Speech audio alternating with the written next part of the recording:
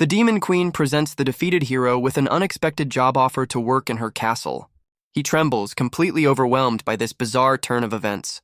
The hero shouts in disbelief, convinced there must be a catch to such favorable terms. A flashback reveals him 10 days earlier, being praised by the human king for another splendid victory.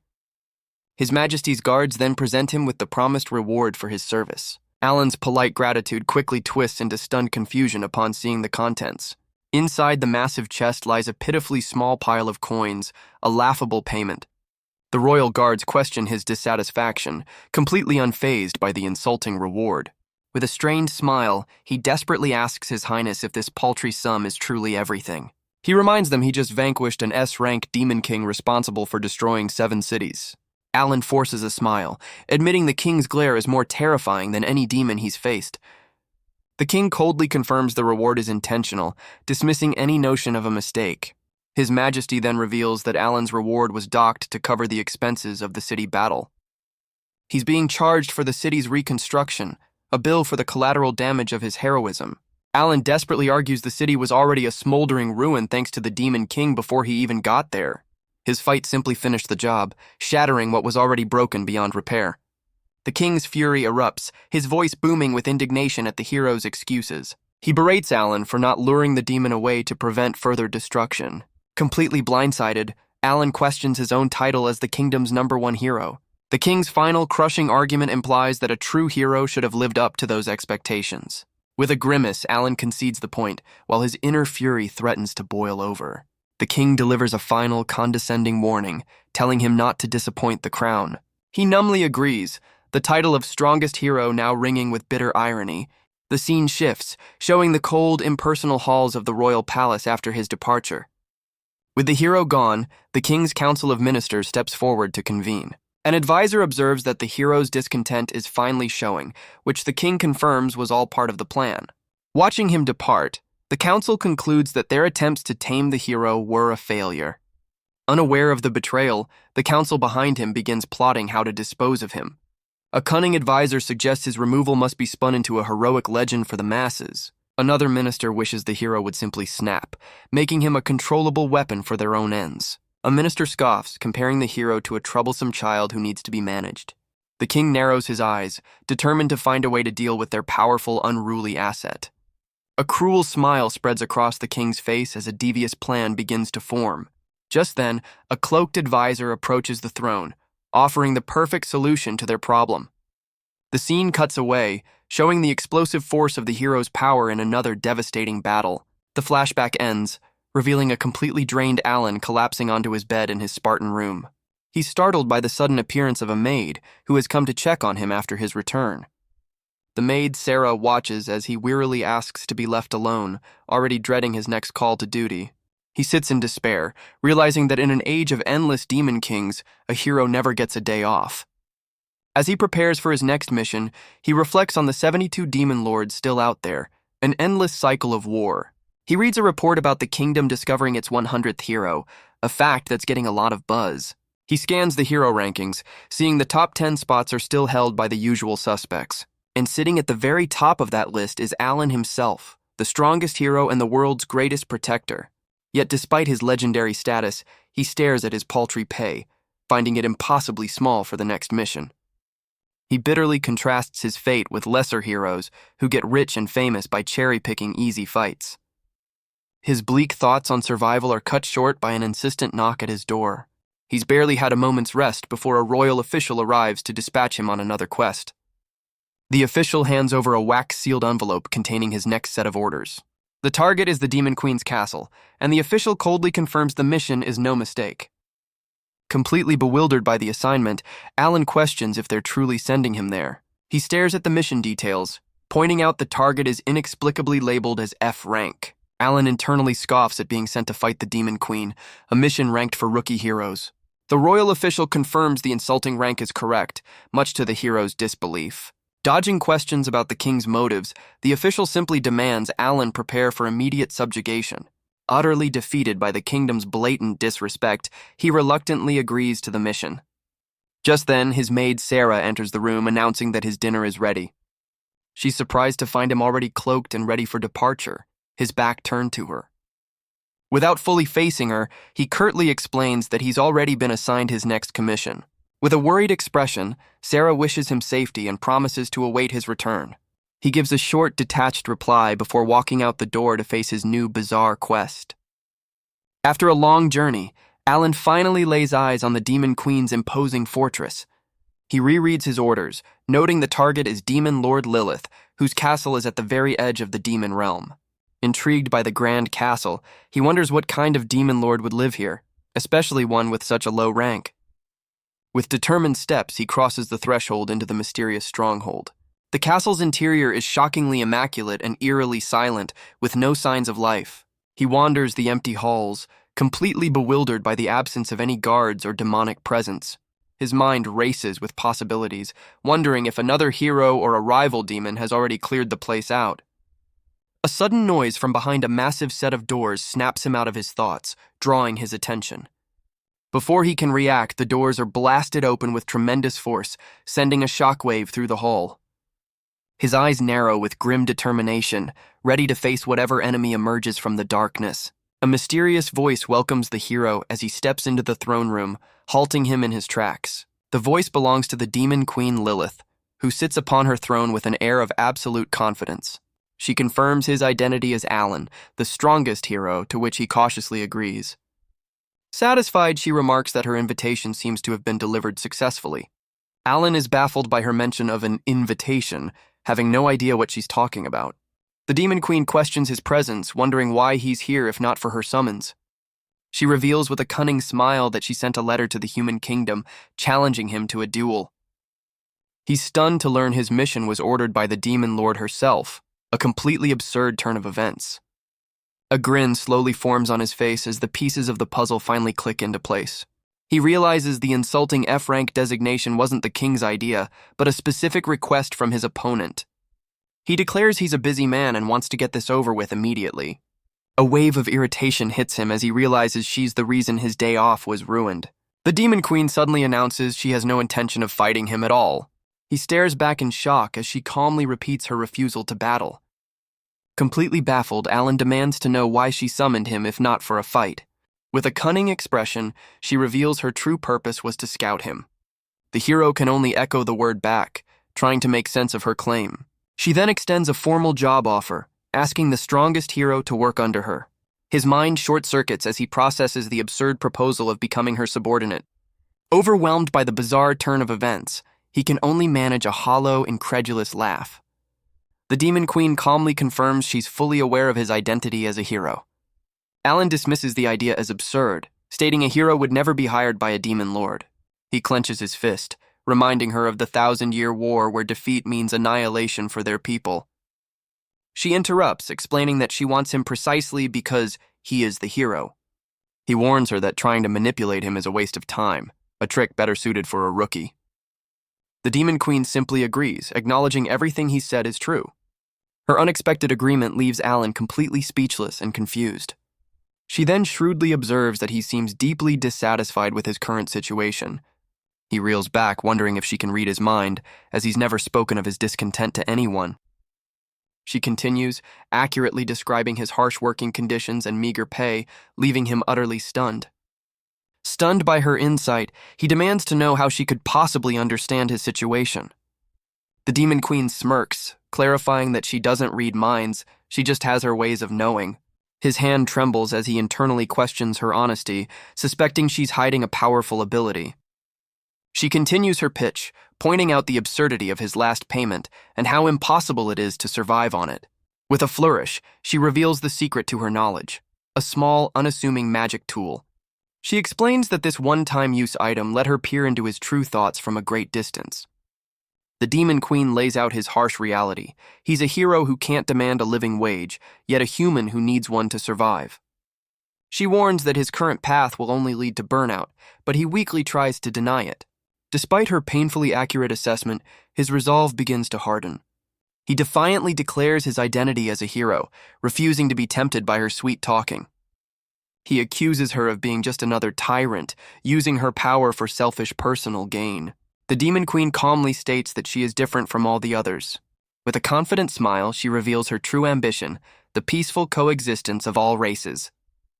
Alan is utterly stunned, barely able to comprehend a demon lord seeking peace. She clarifies that her vision of coexistence extends beyond just humans and demons to include all other races. The hero is left completely speechless, his hair practically standing on end from the shock. She admits that achieving such a grand goal requires power, and she needs his strength to make it a reality. His mind reels, completely unable to process this unbelievable turn of events. She then lays out an irresistible benefits package, promising a salary, bonuses, and generous paid time off.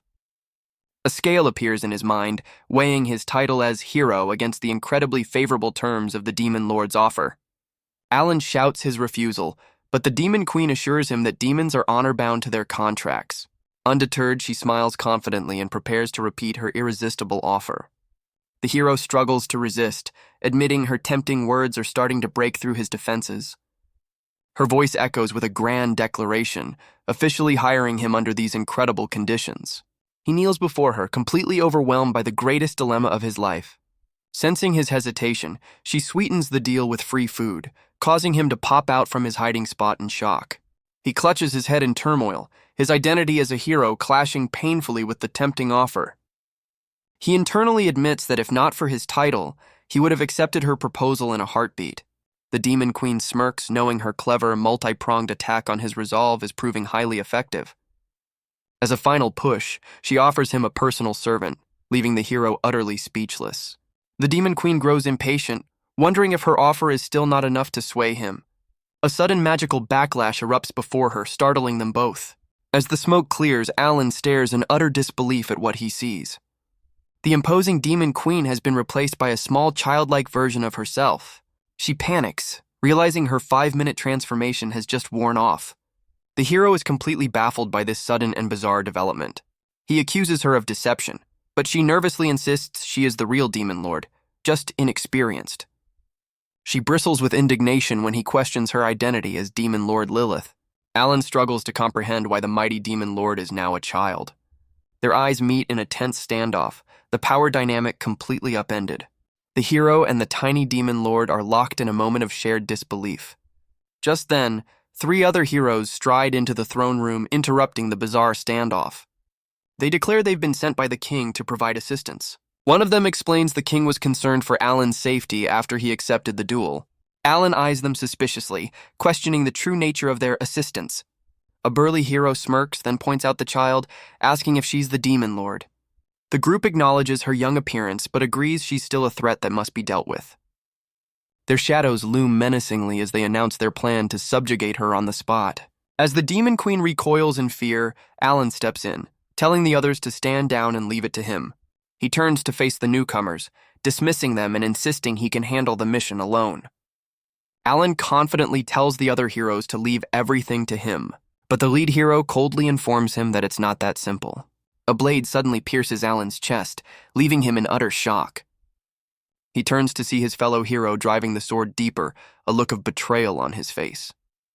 The knight reveals their true mission was never to help, but to eliminate Alan. Staggering from the wound, Alan struggles to comprehend what's happening. Another hero explains this is a direct order from the king, who has branded Alan a traitor.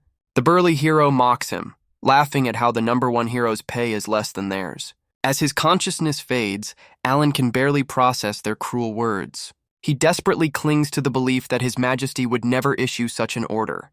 The traitorous hero reveals the king's true fear. Alan had simply grown too powerful to be controlled.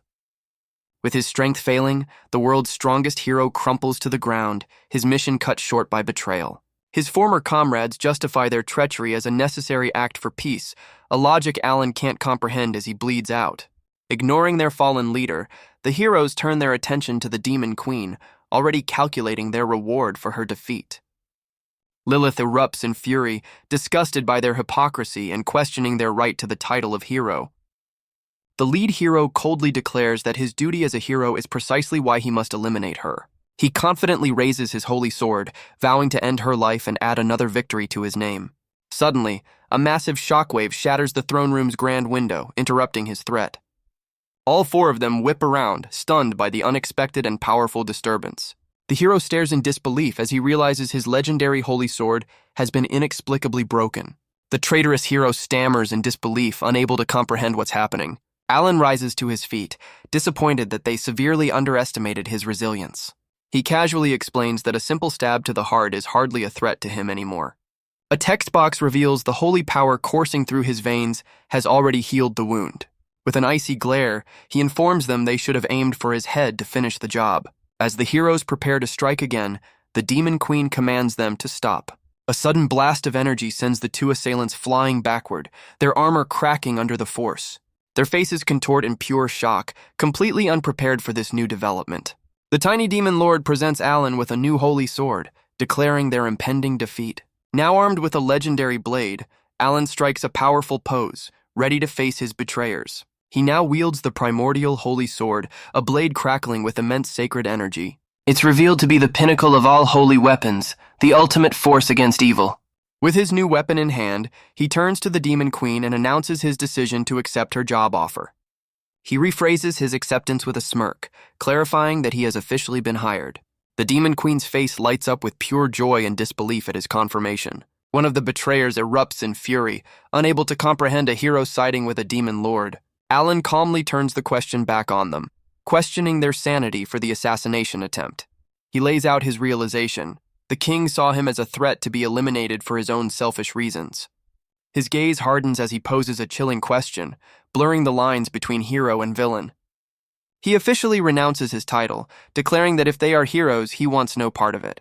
He dedicates his sword to his new cause, vowing to fight for his own self-interest as the Demon Lord's champion. A wave of sheer power erupts from him, sending his former comrades staggering back across the ruined floor. The Demon Queen watches in stunned admiration, her cheeks flushing at his display of power. Reflected in their terrified eyes, his former comrades struggle to stand against the immense pressure. He offers a sliver of mercy, giving them exactly 1 minute to flee. His gaze sharpens with a clear warning. Their time is running out, and so is his patience. Without a moment's hesitation, the terrified traitors turn and flee through the massive doors. Once they're gone, he lets out a weary sigh, the weight of his decision settling in. He quietly accepts his new reality, acknowledging that his life as a hero is officially over. The Demon Queen questions his mercy, but he confirms their escape is intentional. They are now his messengers to the king. He reflects on his monumental decision, feeling an unexpected sense of relief and freedom. Surrounded by shattered chains, he stands unburdened, finally free from the kingdom's control. His mind immediately drifts to the simple luxuries he's been promised: a bed, a meal, and a proper salary. A genuine smile spreads across his face as he concludes this new path might not be so bad after all. He steps forward with purpose, ready to make their unconventional alliance official. With a bright smile, he formally declares himself a subordinate of the Demon Queen. Lilith looks up at him, her eyes wide with a mix of shock and delight as she agrees. They playfully but firmly set the terms, reminding each other of the serious consequences of breaking their contract. He accepts his new role, vowing to fight for the young demon lord and her dream of coexistence. They both recognize the historic weight of their agreement, the first time a hero has ever worked for a demon lord. Their alliance will change the world forever, a monumental shift in power. Two mysterious figures appear, their expressions hinting at a secret plan. A group of women relax together, unaware of the events unfolding elsewhere. One of the women hides a mischievous smile, anticipating something exciting. The hero finds himself surrounded, the women's intentions unclear. One of the women displays a possessive smirk, hinting at a dominant personality. A young woman appears, her expression suggesting apprehension or discomfort. A message arrives, demanding privacy and hinting at an important royal decree. A formally dressed figure requests a private conversation with the hero. The hero's new allies are revealed, their relationship complex and intriguing. A door closes on a group of women as a long-haired man bids them a casual farewell. He's confronted by a stern aide who chides him for his intimidating expression. The man winks playfully, teasing the aide for being as strict as ever. Unamused, the aide delivers a sharp threat, warning him against any rebellious talk. He sarcastically feigns fright, then pointedly asks if they plan to dispose of him next. With a knowing smirk, he reveals he's aware of what happened to Alan. The aide is stunned, demanding to know how he found out about the secret mission. He boasts that news of the #1 hero travels fast, thanks to his network of informants. The aide retorts that he should have spoken up sooner, confirming the king's order was indeed real. Their eyes meet as he correctly guesses that the assassination attempt on Alan has failed. The long-haired man gives a smug, self-satisfied smile. He asks the aide for complete honesty so he can formulate a proper strategy. She glares back, her patience clearly wearing thin with his attitude. He speculates that the king simply chose the wrong rookie heroes for the assassination. With a sly look, he clarifies he's not mocking the king, just calling him naive. The aide warns that this unprecedented alliance between a hero and a demon lord threatens the crown's authority. He correctly infers that the king now wants him to clean up the mess. She confirms the order, blaming the previous heroes for the failure and dismissing any concerns about the target. A cunning smile appears as he notes that the demon lord working with Alan is a female. He casually accepts the mission, declaring he has no issue eliminating Alan, but only because he's a man. Just as the aide turns to leave, the long-haired hero stops her, insisting they discuss his payment first. She asks with a weary expression if he'll be taking his usual unconventional reward. He holds up a finger, explaining that since this mission is tougher, his price has gone up significantly. With a smug grin, he demands 100 beautiful women as his prize for taking on Alan. The aide coldly agrees to inform the king of his outrageous request before taking her leave. Walking away, she sighs in disgust, wondering how such a man could ever be considered a hero. A profile reveals this is hero Sigs, ranked 7th, a notorious womanizer with a reputation for collecting admirers. The aide quietly expresses her hope that he might just fail this mission. She recalls his history of demanding women as trophies, amassing a personal harem that will soon number over 1,000. The scene cuts back to the Demon Queen's castle, the stage for the impending conflict. The Demon Queen admits to herself that this entire situation still feels like a dream. Alan stretches with a look of pure relief, celebrating his newfound freedom from the kingdom. Lilith reflects that regardless of how it happened, his life as a hero is over and a new one is beginning. He turns to her with a serious expression, stating that she still has a lot of explaining to do. But before she can answer, he holds up a hand, indicating there's something more important to address first. She panics, insisting she's already told him all the terms, while he calmly confirms that he knows. Impatiently, she shoves the official contract forward, demanding he sign it immediately. The contract is revealed to be an old-fashioned demon pact, one that requires blood to be ritually binding. He reviews the surprisingly modern terms, including a 2-year contract, set work hours, and paid holidays. When he gets to the retirement clause, she shyly admits she hopes he never chooses to leave. He decides the contract is good enough despite some minor flaws he's noticed. He warns her that he has questions, and his final decision depends on her answers. The Demon Queen reminds him of his promise to quit being a hero and join her side. He observes that her current form is not only small, but also possesses surprisingly weak magical power. She reluctantly asks what he wants to confirm, bracing herself for his questions. He internally notes that beyond her horns, she looks like an ordinary, albeit pretty, young girl. She nervously asks him to clarify, questioning what her previous appearance has to do with anything. She defensively insists she has plenty of experience as a demon lord, despite his clear skepticism. He points out the obvious discrepancy, reminding her she was a mature woman when they first met. He questions if she has a transformation ability, and she confirms that the older version was indeed her mature form. He connects the dots, asking if her parent was also a demon lord, which she confirms. She clarifies the transformation item is a memento, an inheritance from her father. She confidently tells him he surely knows the name of the most infamous demon lord of all. The hero's mind races, connecting her words to the most infamous of them all, the great demon lord Satan. He struggles to process the revelation, and she calmly confirms she is Satan's daughter. She explains her father was the strongest demon king a century ago, and she became a demon lord to fulfill his true dream of coexistence. Her grand speech is cut short as she suddenly falters, looking weak and unsteady on her feet. He rushes forward in concern, but she weakly brushes it off, demanding he sign the contract. Frustrated by her stubbornness, he angrily questions if she's serious about the contract right now. Before he can argue further, she loses consciousness and slumps forward into his arms. He holds the unconscious demon queen, wondering if she's simply exhausted. With a sigh, he decides his questions will have to wait for another time. Carrying his new boss, he leaves the ruined throne room to find her a place to rest. He walks through the empty castle halls, searching for a suitable bedroom for the demon queen. Alan gently lays the sleeping Lilith down on a lavish bed. Utterly spent, he collapses onto the bed himself, realizing just how much has happened in one day. He decides to postpone his interrogation, figuring tomorrow is good enough to get his answers.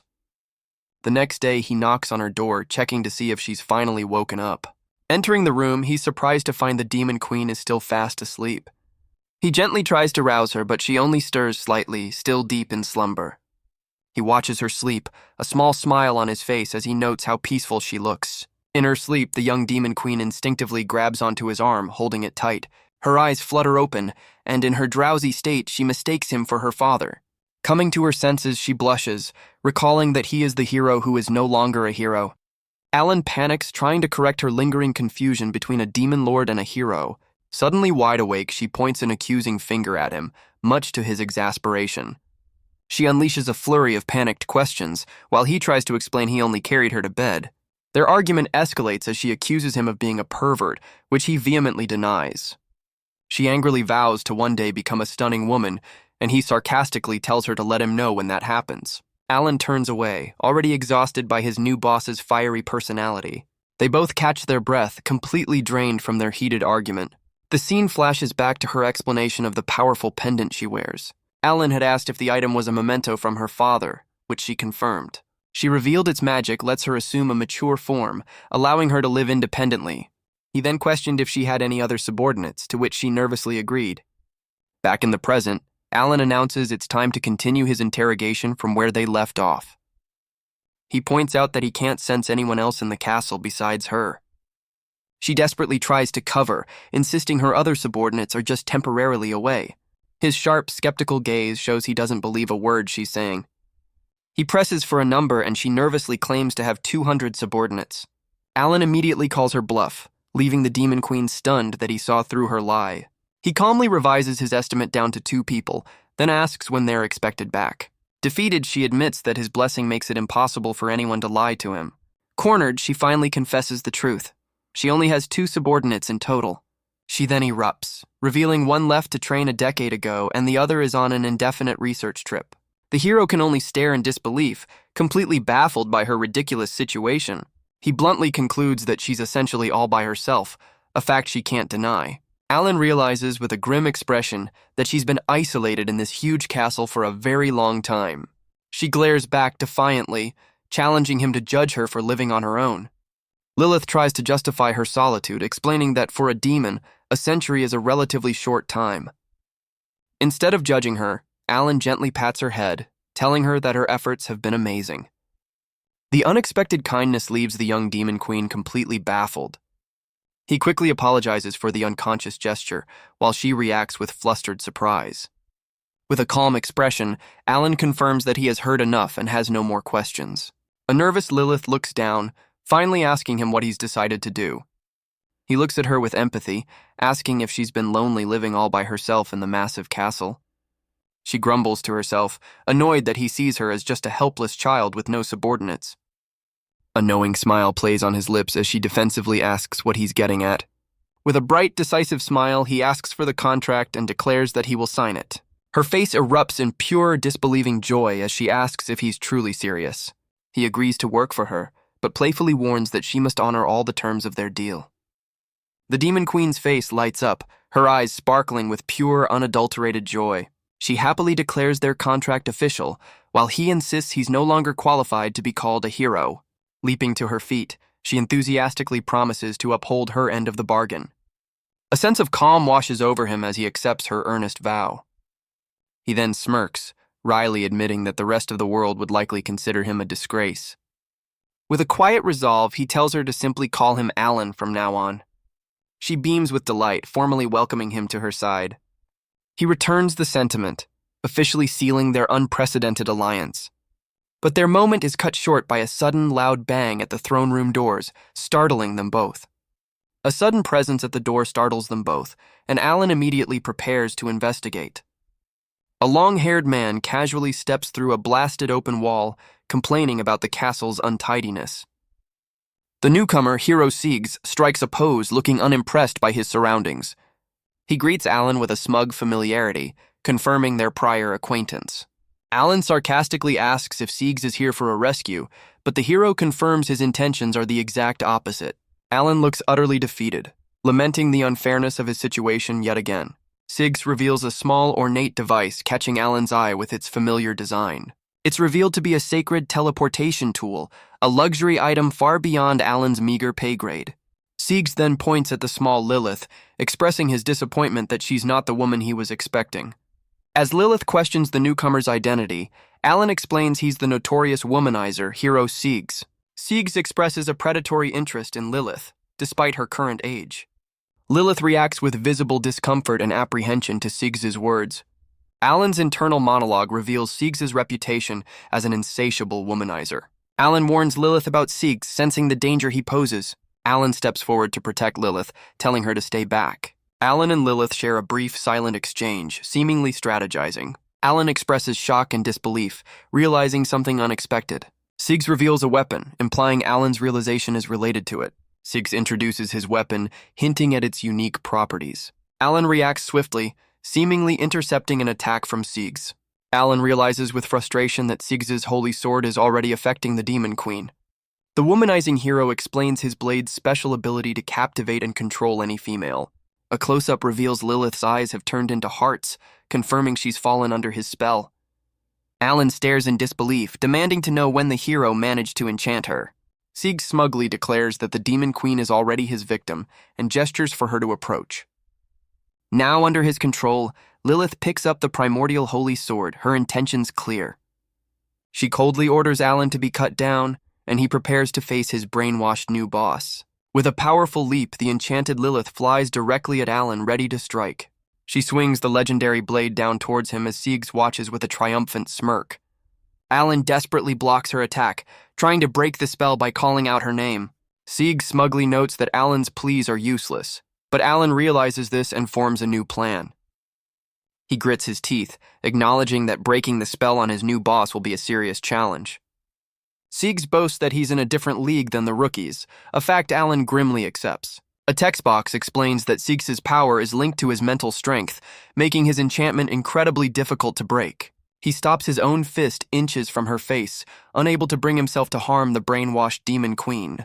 Deciding he has no choice, he disarms Lilith and leaps away, warning that his next move will hurt. Despite his efforts, the Demon Queen remains completely under the influence of the hero's charm magic. To his horror, she picks up Sigs's own holy sword, turning its captivating power against him. Sigs taunts him, anticipating his outrage and telling him not to make such a scary face. The womanizing hero smirks, admitting he's often told he doesn't act like a hero, but he still holds the title. A flash of recognition crosses Alan's face as he glares at the womanizing hero. He declares checkmate, certain that the womanizer's plan has already been foiled. Unfazed, Sigs casually dismisses the threat, promising to spare Alan for now. With a grand gesture, he proposes an alliance, inviting Alan to join forces with him. Completely blindsided, Alan can only stare back in utter disbelief. He struggles to process the offer, questioning if the other hero is being serious. Sigs clarifies his grand ambition, for the two of them to conquer the world together. He argues that with their combined, unrivaled power, no one could possibly stand against them. Alan questions the hero's sanity, comparing his desire to rule by force to that of a demon lord, which Sigs readily admits. Still under his spell, Lilith asks why Sigs is bringing this up at this particular moment. Sigs reveals his true motive.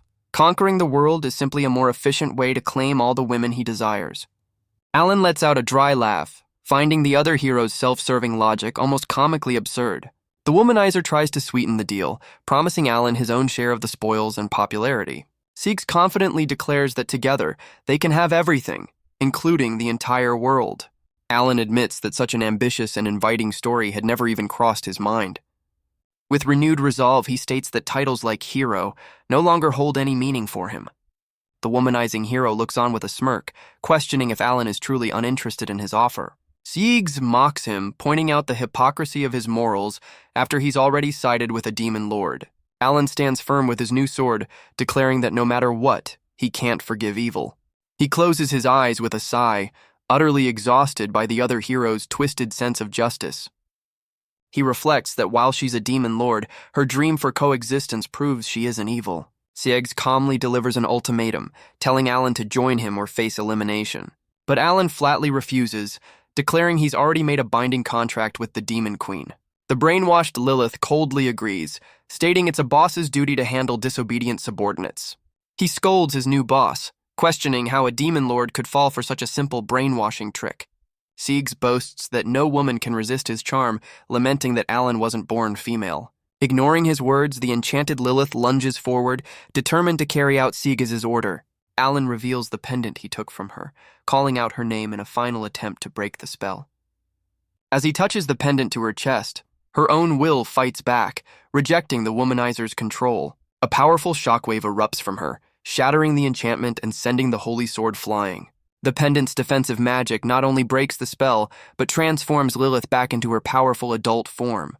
Alan can't help but admire her mature form, noting she looks as good as ever. The Demon Queen becomes flustered by his gaze, angrily telling him to look away. Sigs, however, openly admires her, confirming his reputation for seeking out attractive women. Alan explains he exploited the pendant's automatic defense system to break the spell, warning her not to fall for it again.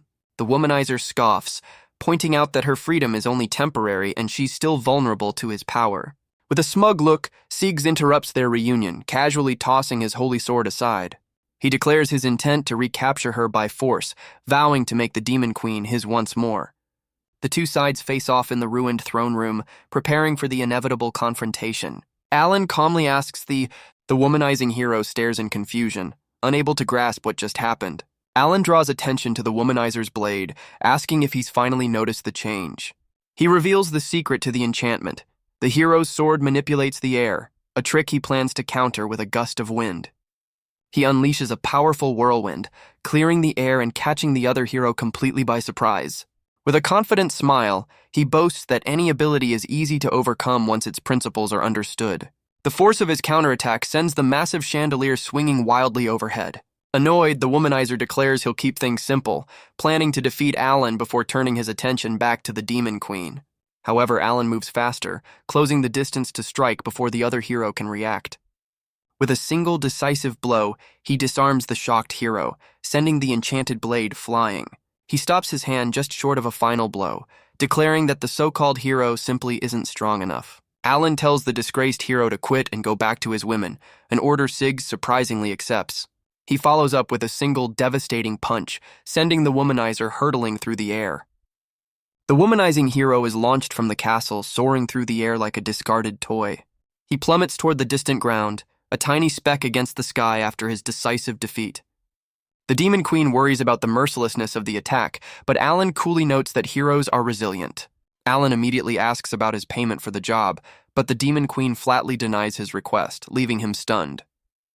She cheerfully offers him a compliment instead of cash, looking forward to their future work together as he stares back, unimpressed.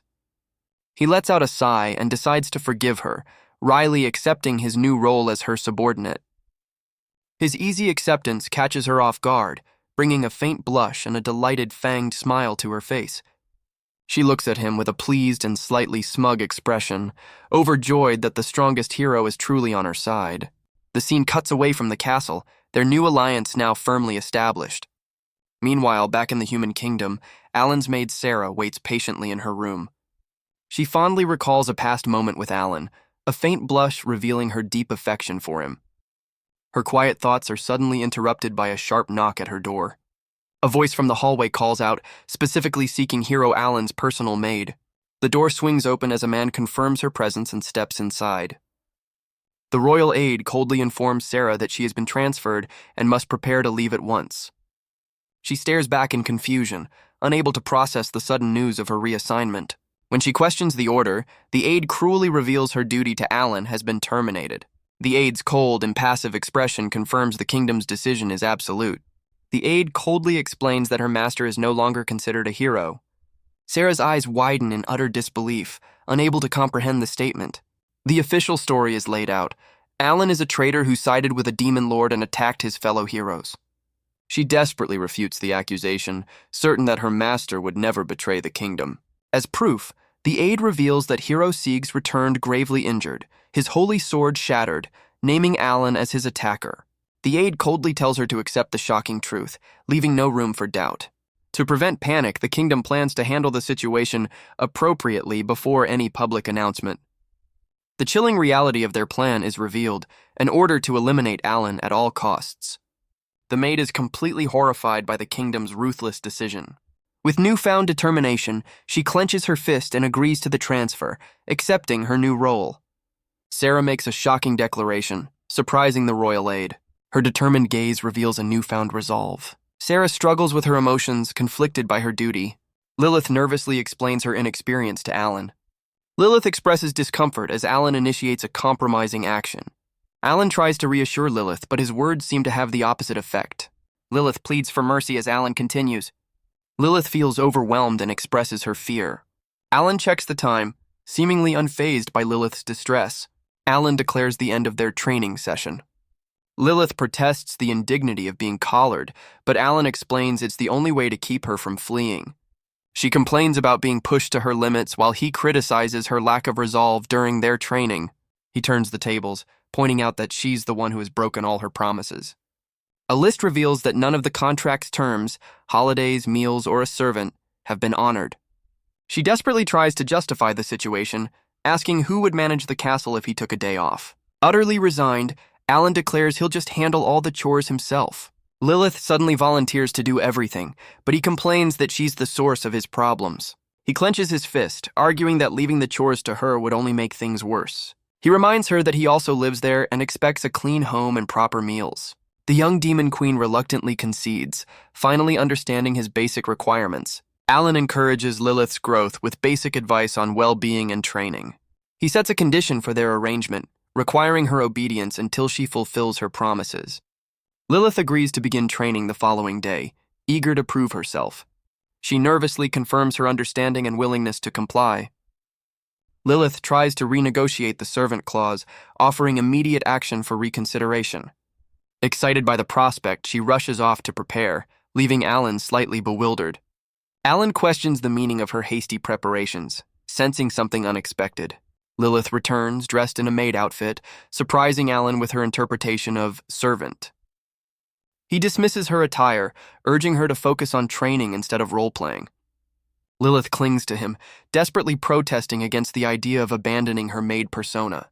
He's taken aback as a voice from the doorway insists that she is the maid he's looking for. Alan whips around, his expression shifting from confusion to utter disbelief. Standing in the doorway is a familiar figure in a maid's uniform, causing him to freeze in place.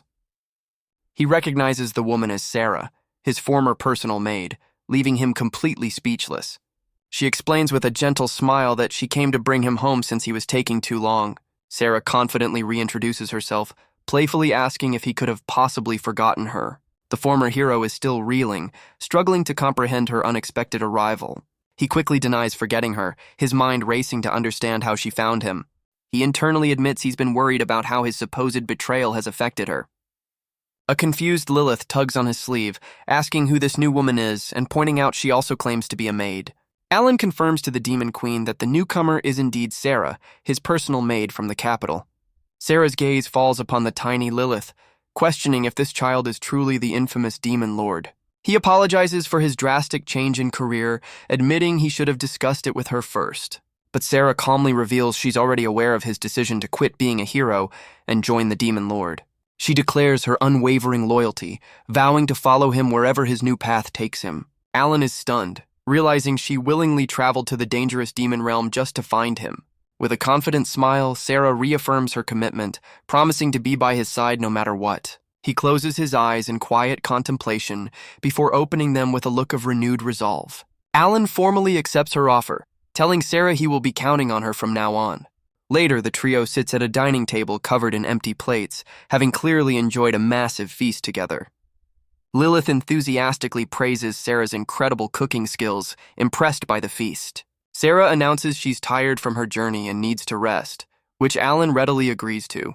The Demon Queen follows suit, yawning as she heads off to bed, leaving Alan alone at the table. In the darkness, a thought bubble reveals Sarah is also preparing for something. The young Demon Lord is seen fast asleep, tucked into her lavish bed. A close-up shows her sleeping peacefully, completely unaware of her surroundings. A shadowy figure quietly enters the room, stepping softly across the floor. The figure drags a large, imposing object behind them, scraping it along the ground. Sarah looms over the sleeping Demon Queen, brandishing a massive hammer with a menacing look. Her eyes glint with a terrifying intensity, revealing a shocking and sinister intent. But her sinister plan is interrupted as she questions the person who just caught her in the act. Alan stands with his arms crossed, his expression a mixture of disappointment and stern disapproval. The maid lowers her gaze, her murderous intent foiled by her master's sudden appearance. He calmly walks into the room, casually asking if she needed something from the sleeping demon queen. Ignoring him, Sarah raises the massive hammer again, preparing to bring it down on the unsuspecting Lilith. But Alan's hand shoots out, stopping the weapon mid-swing as he tells her it doesn't suit her. A close-up shows his iron grip, completely neutralizing her attempted assault. She strains against his hold, her face contorting with effort, but she's utterly overpowered. The slight commotion causes Lilith to stir in her sleep, completely unaware of the life-or-death struggle above her. Alan gently takes the weapon from her, calmly scolding her for taking a prank on a sleeping child too far. Her hands tremble, but her grip on the massive weapon remains firm and determined. She pleads with him to move, insisting the child is an enemy that must be eliminated. He calmly clarifies that he's no longer a hero, and the girl is just his difficult new boss. His sharp gaze reveals he knew she was planning this from the very beginning. A flashback reveals her understanding that the kingdom has branded them both as traitors to be executed. She passionately declares that to her, he will always be the greatest hero she has ever known. The memory shifts to their first meeting, where a younger Alan warmly welcomed her to his service. She had formally accepted the position, bowing deeply before her new master. He had playfully told her to relax, suggesting they were both rookies who could get along. It's revealed she was assigned to him by a twist of fate, as no other maid was available at the time. A flashback shows Alan gratefully thanking Sarah for her work, establishing their early professional relationship. The memory shifts to a more familiar scene, with Sarah chiding a sheepish Alan for his untidiness. His reputation as a hero is shown, standing victorious over the remains of a massive, defeated beast. Whispers in the capital spoke of his growing fame and the rumors of him getting a new maid. Back in the present, Sarah coldly sizes up Lilith, deciding the rookie maid is no longer necessary. She turns to Alan, her expression unreadable as she says she has something for him first.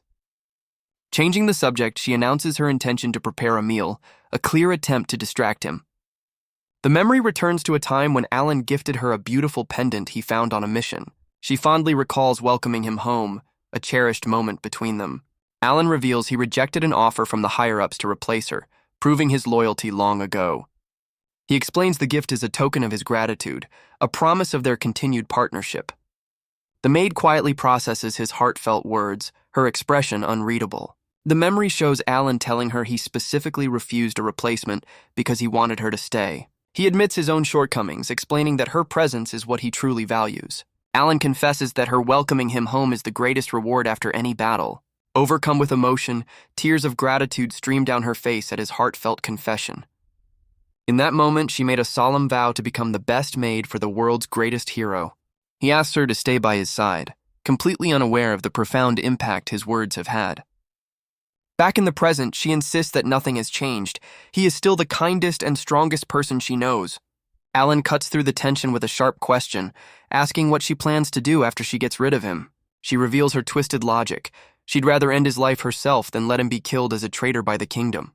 With chilling resolve, she declares that wherever he goes, even in death, is where she belongs. The commotion finally rouses the demon queen, who groggily complains about all the noise. Alan chides her for her lack of awareness, but she retorts that he has some serious explaining to do.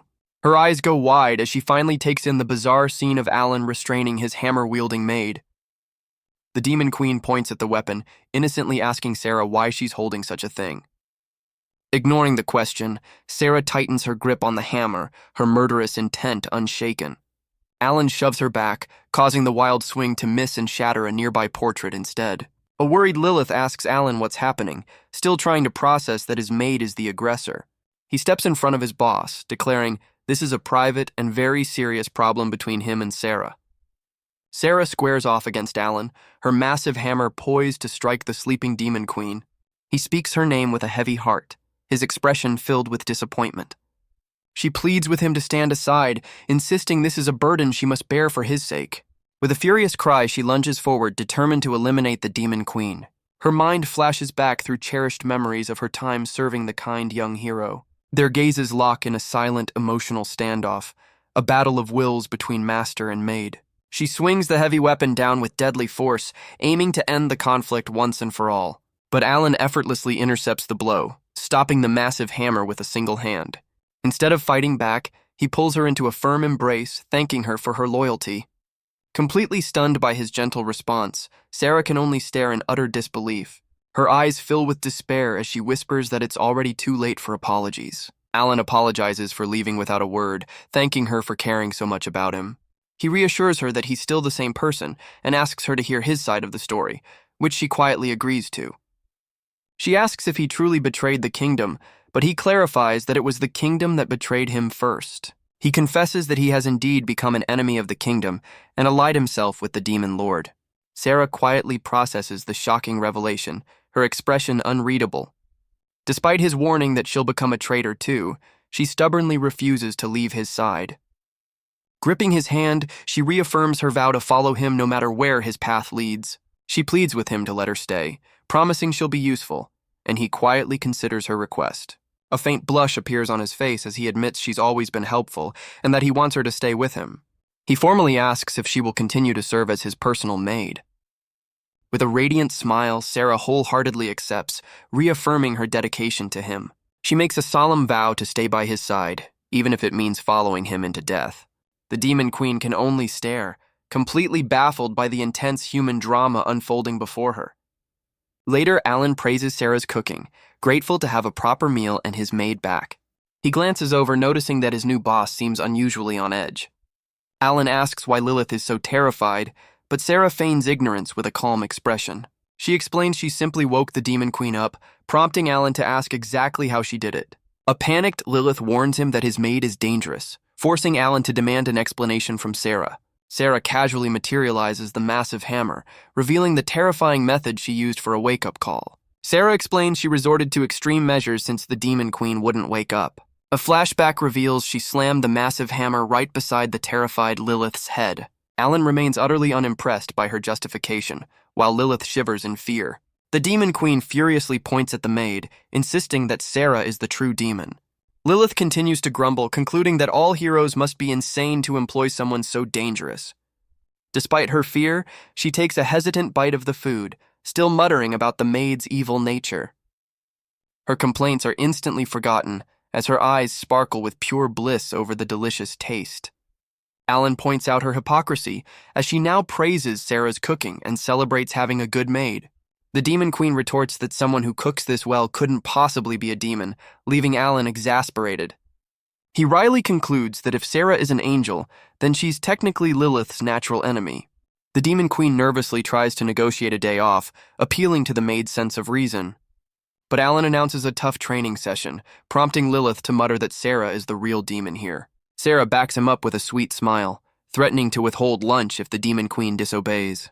Defeated, Lilith can only lament from afar that her new maid is far more demonic than she is. Later in the training hall, the young Demon Queen questions the point of all this grueling exercise. Alan reminds her they must be prepared for another hero attack, but she questions why she needs a hero's help. He clenches his fist, declaring that their plan for coexistence will fail if he's the only strong one. Terrified of sparring with him, Lilith suggests they switch opponents for the day. Sarah calmly accepts the challenge, ready to train the Demon Queen if her master wishes it. Alan formally asks his maid to take over, and she stands ready to begin the intense session. Lilith questions if she'll be fighting Sarah, and Alan confirms, adding a slight handicap to the match. He sets the terms. Sarah is forbidden from using weapons or magic, relying only on physical combat. The Demon Queen remains skeptical, believing the so-called handicap is hardly a disadvantage for the maid. With a confident smirk, Alan tells her not to worry, hinting at a hidden twist in the training. Feeling overconfident, Lilith sees this as a perfect opportunity to take out her frustrations on the maid. Sarah calmly accepts the challenge, bowing her head as she prepares for the sparring session. As the maid prepares, Alan gives her one final instruction. Show the Demon Queen no mercy.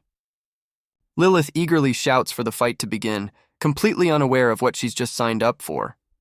The two opponents face off in the training hall, with Sarah now wielding her signature massive hammer.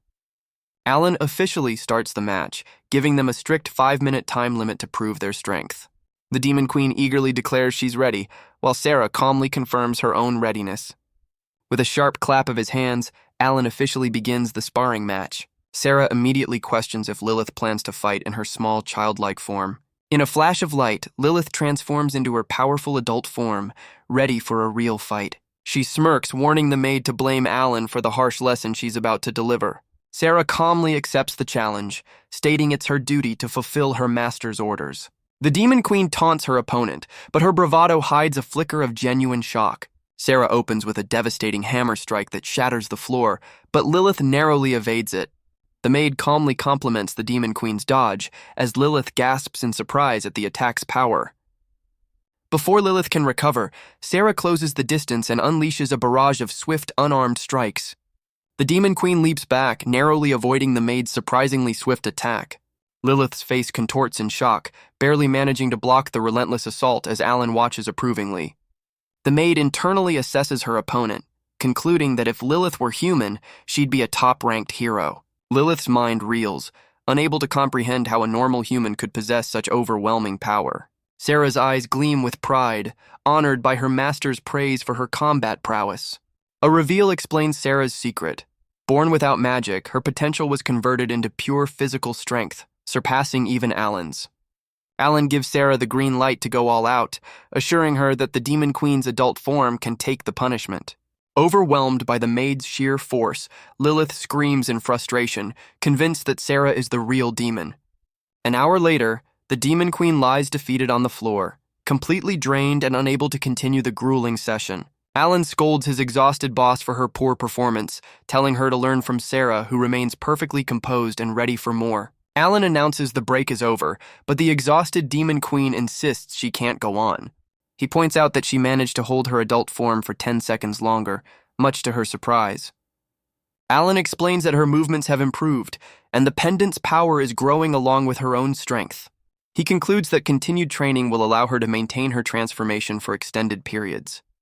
Frustrated with the slow pace, Lilith demands a shortcut to power, like a special tool for demons. She desperately clarifies that even a powerful weapon would be an acceptable alternative to more training.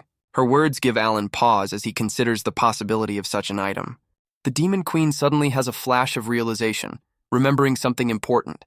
She nervously admits that such an item does exist, but hesitates to reveal the details. To Alan's complete shock, Lilith confesses that the powerful demonic item was stolen. She reveals the Demon Sword of Demise, the most powerful in the realm, was stolen 5 years ago. Alan scolds her for her carelessness, but she insists she never expected thieves in her remote castle. He recalls a low-threat demon lord of swords, deemed inactive and not a danger to the kingdom. Lilith nervously confirms that a man became a demon lord right after the theft, identifying him as the culprit. Relieved to have a lead, Alan announces they're leaving, with Sarah in tow and a confused Lilith watching. He declares with unwavering resolve that their mission is to retrieve the stolen demon sword. The scene shifts to another imposing castle, the presumed lair of the new demon lord. A clawed hand holds a meager collection of coins, its owner clearly unimpressed by the amount. A subordinate explains the low tax collection is due to the territory's poverty, warning that more pressure will lead to starvation. The new demon lord clenches his fist, threatening to cut his subordinate's pay if he doesn't collect more. He grips the stolen sword, coldly warning that his subordinate will be the one to starve if he fails. The terrified underling agrees, clenching his fist as he accepts the impossible order. The new demon lord decides he's content for now and won't challenge stronger foes just yet. He smirks, musing that the powerful sword might elevate him to the rank of a deadly sin demon lord. Identified as Demon Lord Liba, he boasts that achieving his new title was a simple task. Meanwhile, Alan, Sarah, and Lilith arrive at the gates of Liba's formidable castle. Alan grips his own blade, turning to his companions to ask if they are prepared. The trio confirms their readiness, steeling themselves for the impending infiltration. Wasting no time, Alan unleashes a devastating attack that blows a massive hole in the castle wall. The sudden explosion sends Liba's guards reeling in shock and confusion. The trio charges through the newly made entrance, ready to face whatever lies ahead. Alan smirks, coolly explaining his preference for a direct surprise attack. Lieb's guards scramble in panic, trying to sound the alarm about the intruders. Before they can react, Alan moves in a flash, effortlessly neutralizing the demonic soldiers. He notes with disappointment how weak the guards are, just as a massive figure blocks their path. Sarah volunteers to take the lead, ready to clear a path for her master and the Demon Queen. But Alan suddenly halts, sensing a much more formidable presence ahead. An imposing elderly demon in full armor appears, vowing that the intruders will go no further. The old demon glares, angrily declaring that this is his castle and they are not welcome. Alan looks on with a hint of a smile, relieved to finally find a competent opponent in the castle. Alan questions the old demon's claim to the castle as the warrior vows to stop them. The former hero puts the pieces together, asking if the old demon is the castle's original master. The demon's fury confirms it, revealing his disdain for the usurper who took his throne. Before the old warrior can strike, Alan's hand moves with lightning speed to intercept him. With a single decisive strike, Alan neutralizes the powerful demon, ending the fight instantly. The defeated demon looks up in shock, recognizing the overwhelming power of a hero. Instead of finishing him, Alan calmly offers the former demon lord an unexpected proposition. He lays out the terms. They'll defeat the new demon lord and return the castle to its rightful owner. In exchange for this favor, Alan demands the old demon's full cooperation. He clarifies it's not subjugation but an alliance, asking for the veteran warrior's help on their mission. The old demon stares in disbelief, unable to comprehend a hero forming an alliance with a demon lord. Alan clarifies he's no longer a hero, but a subordinate of Demon Lord Lilith. He adds that while she's small now, she has the potential to be great, much to her annoyance. The veteran warrior's eye widens, struggling to accept that Alan serves this child. Alan calmly confirms the unbelievable truth without a hint of hesitation. The old demon clenches his fist, demanding to know if Alan is truly serious about his offer. With renewed hope, the former ruler formally requests their help in reclaiming his castle. Alan confidently accepts the mission, leading his team deeper into the fortress. In the throne room, the usurper Demon Lord Liba is startled by their sudden arrival. The trio confronts the new Demon Lord, with Alan immediately identifying the stolen sword at his side. Liba recognizes Lilith and mocks her for the castle's lax security that allowed his theft. The usurper taunts the Demon Queen for allying with a hero, questioning her pride. Alan steps forward confidently, promising the new Demon Lord a swift and decisive end. A text box explains the stolen sword grants its wielder unlimited magical power and one other ability. Liba scoffs at the idea of being defeated by a hero and prepares to demonstrate the sword's power. The blade's true power is revealed, summoning a monstrous three-headed hound that reflects its user's soul. The new Demon Lord orders his summoned beast to attack, but Alan remains completely unfazed. As the massive beast lunges, it begins to sparkle and dissipate before it can even reach them. Alan smirks at the stunned Demon Lord, questioning if this pathetic creature is the true measure of his strength. With a triumphant grin, Alan declares that the usurper is completely unworthy of his stolen title. The usurper boasts that his summoned beast is invincible as long as he remains standing. As the creature reforms, Alan understands that defeating the master is the only way to win. He confidently tells Lilith to handle the Demon Lord while he keeps the monster occupied, and she accepts. Liba scoffs at the small demon queen, mocking her for attempting to challenge him. With a look of pure determination, Lilith declares that she is more than capable. The new demon lord sneers, telling her to run home before she gets hurt. Lilith's fist tightens as she reveals the stolen blade belonged to her father. She lunges forward, declaring that a weakling like him is unworthy of wielding such a weapon. The usurper's eyes widen in disbelief as he sees her transform into her adult form before him. Stunned by her sudden growth, he can only watch as she furiously demands the return of her family's sword. The usurper swings the stolen blade, unleashing a wave of dark energy as he insults the demon queen. Lilith effortlessly dodges the attack, which shatters the floor beneath her. She closes the distance, declaring that he is misusing her father's powerful weapon. With a single powerful punch, she sends the new demon lord reeling. The demon queen furiously demands the return of her family's heirloom. Her powerful strike sends the usurper flying through the castle wall and out into the open sky. He tumbles helplessly through the air, completely defeated by her overwhelming strength. The disgraced demon lord becomes a tiny speck, launched far away from the castle. The stolen demon sword of demise clatters onto the throne room floor, its wielder vanquished. Alan calmly congratulates Lilith, who now holds her reclaimed ancestral weapon. The demon queen looks on with a smug expression, her mission now complete. She grips the hilt of her reclaimed family heirloom, feeling its familiar power. A faint blush appears on her face as she looks up with a fanged, grateful smile. Overcome with emotion, she kneels and quietly thanks Alan for his invaluable help. Later, Alan relaxes in a large, steaming bath, taking a well-deserved break. However, he mutters to himself, clearly not a fan of the bath's hot water. Nearby, Sarah diligently washes a reluctant Lilith's hair, much to the Demon Queen's annoyance. He watches from the main pool as the maid continues her thorough cleaning duties. A flashback shows them working together to subdue the remaining forces and restore order to the territory. With the territory secured, Lilith officially forms an alliance with the veteran demon lord Agaris. Agaris reminisces about his past, revealing he and Lilith's father were once rivals. He explains their rivalry eventually forged an inseparable bond, leading her father to propose an alliance. Lilith asks what convinced the veteran warrior to join forces with her father. Agaris reveals her father's reason was the same as Alan's, to help each other in times of need. The old demon fondly recalls how her father would offer help without expecting anything in return. He sees the same spirit in Lilith, declaring she is truly her father's daughter and will become a great lord. With a warm smile, the veteran warrior admits he looks forward to seeing her grow. Inspired by his words, the Demon Queen vows to become a great ruler just like her father. The scene returns to the bath, where it's revealed Sarah had to force the reluctant Demon Queen to get clean. Alan covers his face in disgust, bringing the story back to the present moment in the steamy bath. Lilith complains about the bath, but Sarah insists on a thorough cleaning while Alan watches from the main pool. He teases his boss, telling the protesting Demon Queen to let Sarah wash her since she's still just a child. Angered by his comment, Lilith stands up and demands he turn around to face her.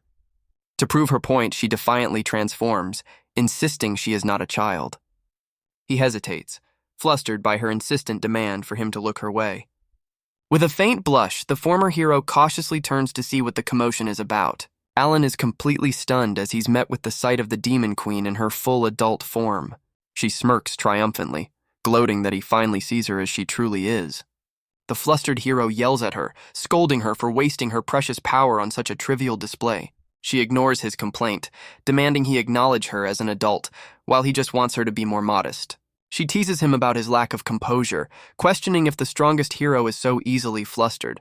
With a smug grin, she demands he admit that she has won their little argument. The Demon Queen gleefully points out her subordinate's flustered state to his own maid. However, Sarah calmly turns the tables, questioning if the Demon Queen feels no shame for her bold display. The maid's words finally sink in, as Lilith slowly processes the implications of the situation.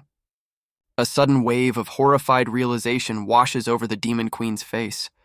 Overwhelmed with embarrassment, her face flushes bright red as she becomes completely flustered.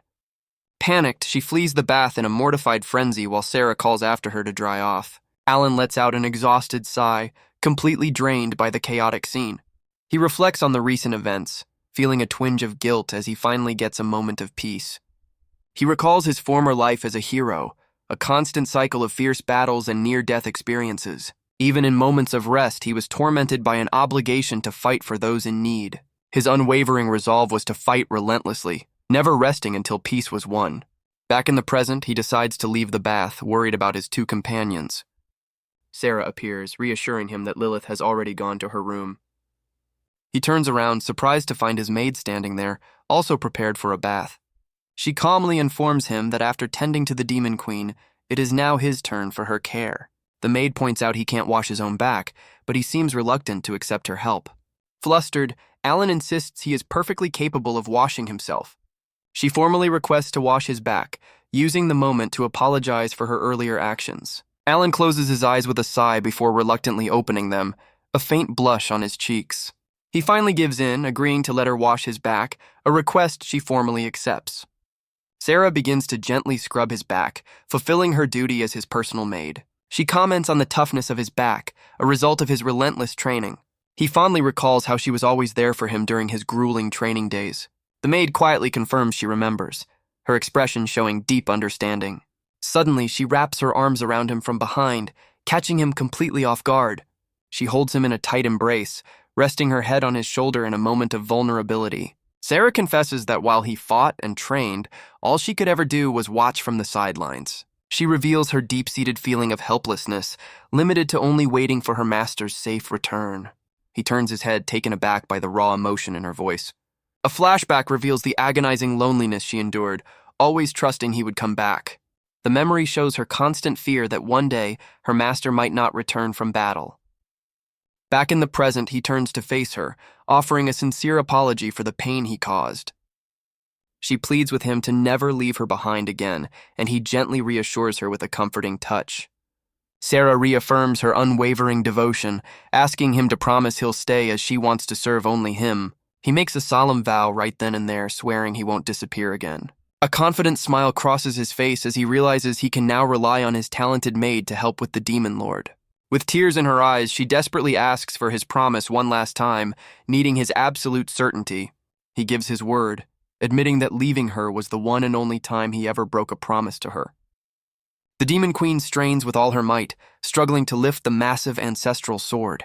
Alan and Sarah watch as Sarah dryly points out this is Lilith's 10th failed attempt. After Lilith complains about the sword's weight, Alan suggests she use her pendant to augment her strength.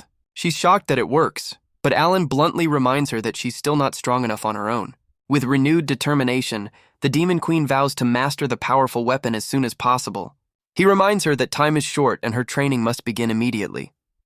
3 days later, a completely drained Lilith sits on the floor, begging for a day off. As she denies losing her drive, Alan and Sarah agree that it's time to focus on the less exciting aspects of her training. Alan considers how much more she can handle, deciding to increase the intensity of her regimen. He challenges her to prove her resolve, but she can only complain about her unusual fatigue. Alan explains the sword's drawback. While it grants limitless magic, it drains the user's physical stamina. The Demon Queen uses this as an excuse to stop training, defiantly declaring she's taking a break.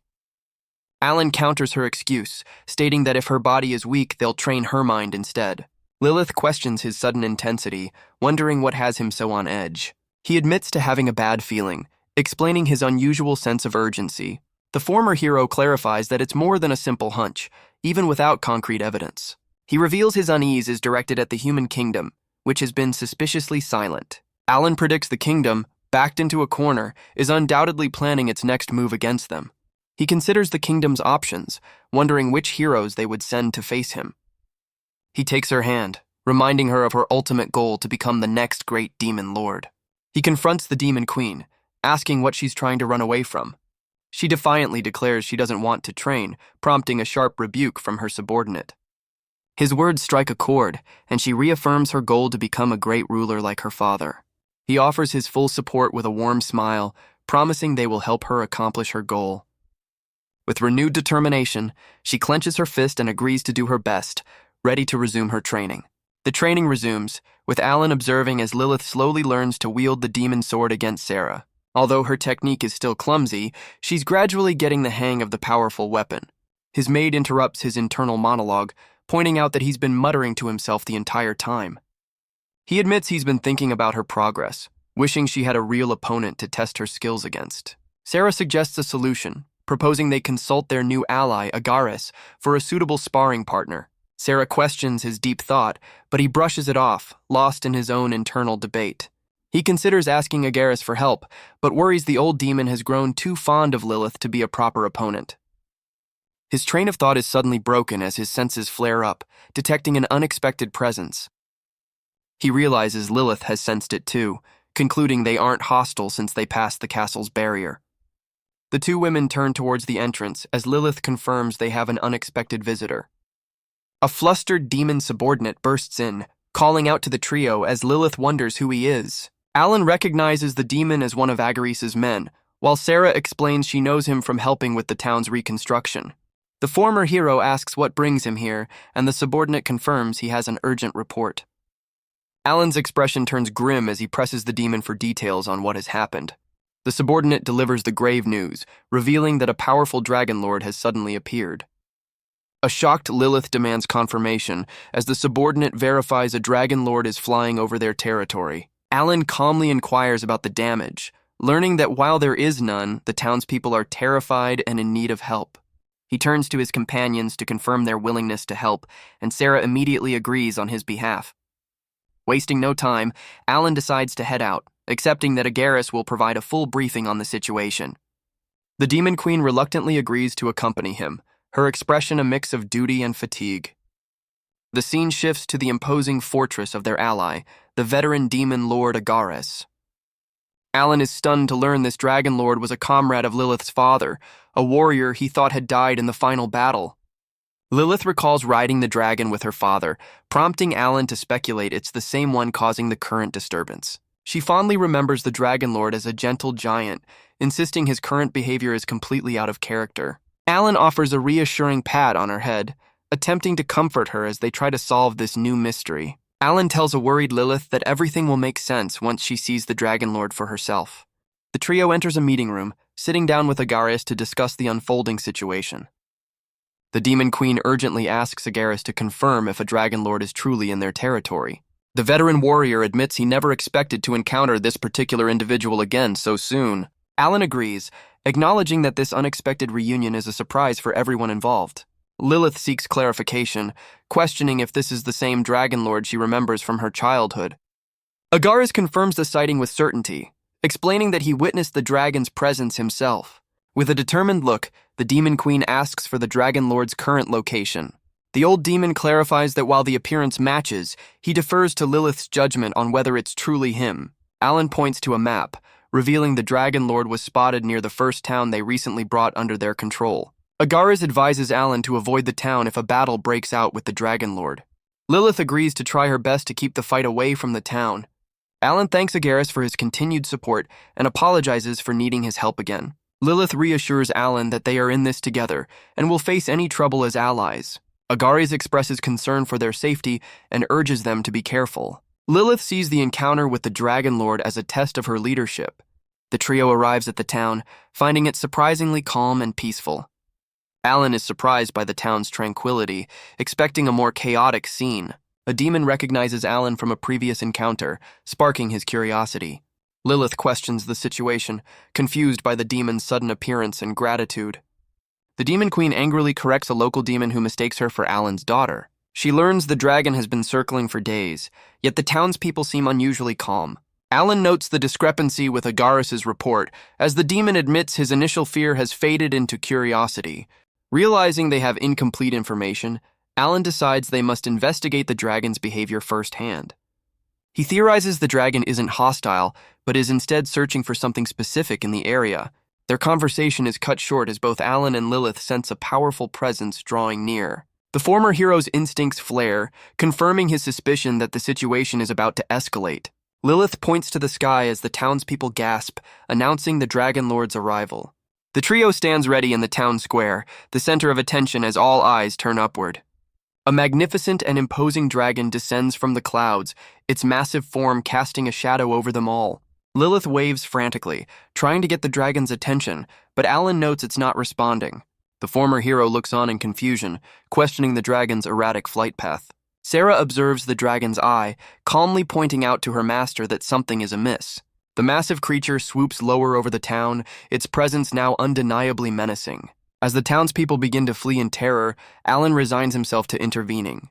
He looks up in surprise, realizing the dragon is descending much faster than he anticipated. A panicked Lilith continues to shout, desperately trying to make her old friend recognize her. Drawing his blade, Alan declares he will stop the dragon's advance himself.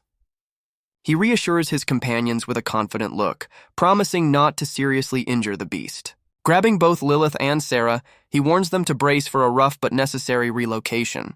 With a fierce cry, Alan leaps into action, determined to push the massive beast back.